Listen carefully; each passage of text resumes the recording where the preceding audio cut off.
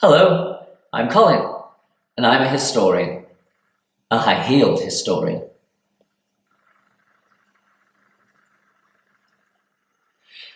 Sometimes people are written out of history or pushed into its darkest corners, but the signs are there if you know how to read them. So come with me, and I'll show you a secret or two.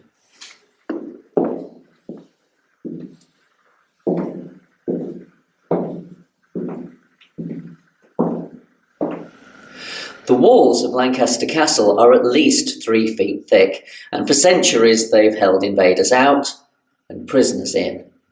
Most of the stories are lost, but sometimes these walls can speak. And that's what graffiti is, a message coming down to us through time. I had a life, I mattered, if only for a moment. And one man left a beautifully clear message, a really special piece of graffiti. And it's hidden in the castle gatehouse where normally it can't be seen, but normal is so overrated, don't you think? This is no ordinary piece of graffiti. There's a beautifully carved violin and some words inscribed onto the stone. And it's not crude. This is beautifully executed. The man was cultured and educated, and the violin is completely accurate and perfectly playable.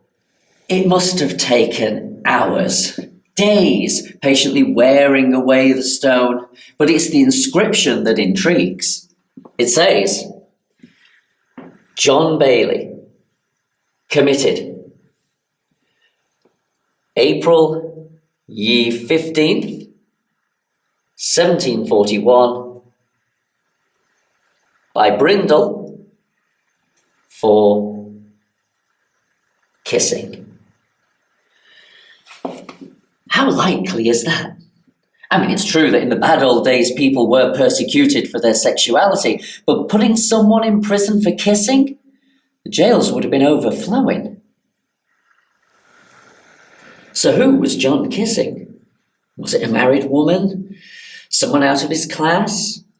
Or maybe, just maybe, the lady was a man. Now in the inscription, you can see right here a drawing of a tulip. Now in the 18th century, tulips were rare, they were very expensive, and they were very, very suggestive. Now, what does this remind you of? That's right. So kissing the tulip becomes a reference to homosexual love. So who was Brindle? Brindle was the person who committed John Bailey for trial. And what's interesting about the name Brindle are the 2 letters that follow it.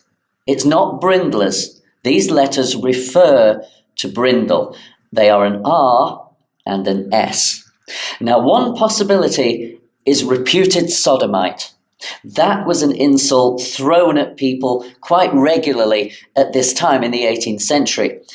But more likely is that it refers to the Reformation Society, or to give them their full title, the Society for the Reformation of Manners. This was a group of men in the 18th century who thought it was their duty to stick their noses into other people's business. They went after prostitutes, they went after alcoholics, they went after gamblers, and they especially went after gay men. They were responsible for raiding a number of molly houses throughout the 18th century. Molly houses were safe houses where gay men met at that time to socialize.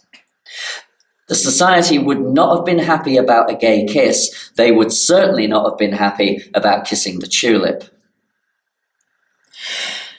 Yet harsh as this punishment may seem, John Bailey is completely unashamed to advertise what he was in prison for. This took a long time, and it's in a corridor. Jailers would have been marching up and down. They would have seen every day it developing over time, and nobody stopped him. And that seems to point to the conclusion that whilst the Reformation Society were intolerant and arresting these people and throwing them into jail, there were others who were not intolerant, who were quite happy to let John Bailey get on with this and leave his mark on the walls of Lancaster Castle. So maybe they weren't interested in punishing a man for his private life. They certainly didn't punish John Bailey for vandalising the walls of Lancaster Castle. And thanks to their surprisingly modern views, we can enjoy this important piece of LGBT history 277 years later. As for John Bailey, he remains something of an enigma, and we may never really know what happened to him. There's no record of him being executed, there's no record of him being transported to the colonies, and there's no evidence to suggest that he was transferred to another jail. So what happened to the talented and romantic Mr. Bailey? Well, one possibility is that he succumbed to disease whilst awaiting trial, as so many did in those days. Myself, I like to think that the case against him fell apart and that he was released. Sadly, however, we'll probably never know. What we do know is that John Bailey's graffiti tells us a great deal about the prejudice inherent within 18th century society. It also tells us a lot about the tolerance present within that same society.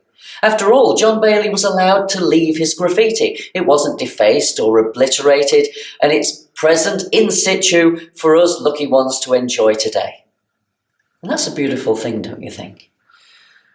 Well, that's all from me, the high-heeled historian, and I'm off to buy some shoes. See you next time.